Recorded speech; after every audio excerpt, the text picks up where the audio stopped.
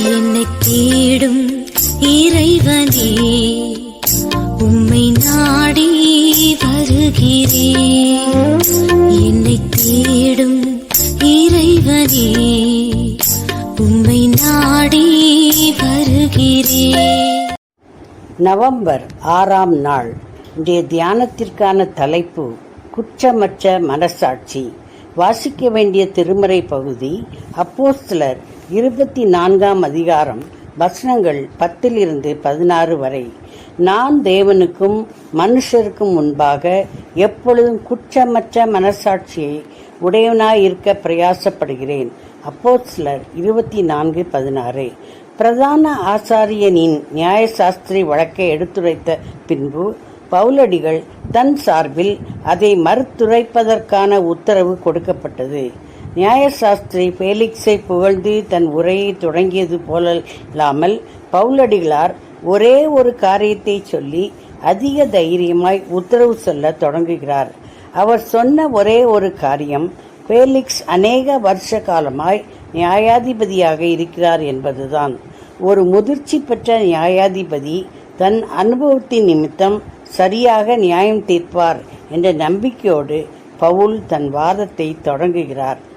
முகஸ்துதி எதுவும் பவுலின் வாதத்தில் இல்லை. தெர்த்துலு கூறிய குற்றச்சாட்டுகளில் முதன்மையானது பவுல் கலகம் உண்டாக்கினார் என்பது. இது முற்றிலும் பொய் என்பதால் பவுல் திட்டவட்டமாக மறுக்கிறார். அதை அவர்கள் நிரூபிக்க முடியாது என்றும் கூறுகிறார்.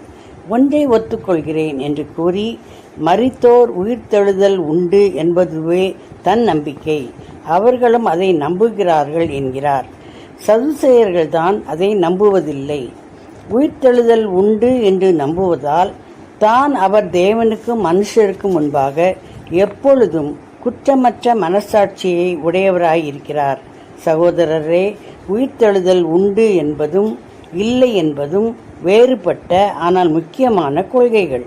கிறிஸ்து உயிர்த்தெழுந்தார், அதுபோல நாமும் மரித்தாலும் ஒரு நாள் உயிர்த்தெழுவோம், அதன் பின் நியாய தீர்ப்பு உண்டு என்றே கிறிஸ்தவர்களாகிய நாமும் நம்புகிறோம். உயிர்த்தெழுந்து நியாயம் தீர்ப்புக்கு உள்ளாவோம் என்னும்போது உயிரோடு வாழ்கின்ற இந்நாட்களில் செய்யும் செயல்களுக்கு பதில் சொல்லியாக வேண்டும். அப்போது அவனவன் செய்கிற கிரியைகளுக்கு தக்க பலன் அவனவனுக்கு கொடுக்கப்படும் என்பதை வேதம் வற்புறுத்தியே சொல்கிறது. எனவே ரட்சிக்கப்பட்டாலும் ரட்சிக்கப்பட்ட பின் நாம் நற்கிரியைகளையே செய்ய வேண்டும் என்பதை நம் பிள்ளைகளுக்கும் சொல்லி வளர்ப்போம். மத்தேயு 16:27, ரோமர் 2:6, வெளிப்படுத்தல் 2:23, 14:13, 18:6, 20:12-13, 22:12. இந்த நம்பிக்கையினால் நாம் பவுலை போல நல் மனசாட்சியுடனே நடக்க வேண்டும். நற்கிரியைகளை மட்டுமே செய்ய வேண்டும். மரணம் ஒரு முடிவானால் எப்படியும் வாழ்ந்து முடிக்கலாம். மரணம் ஒரு முடிவானால் எப்படியும் வாழ்ந்து முடிக்கலாம். ஜெபம்.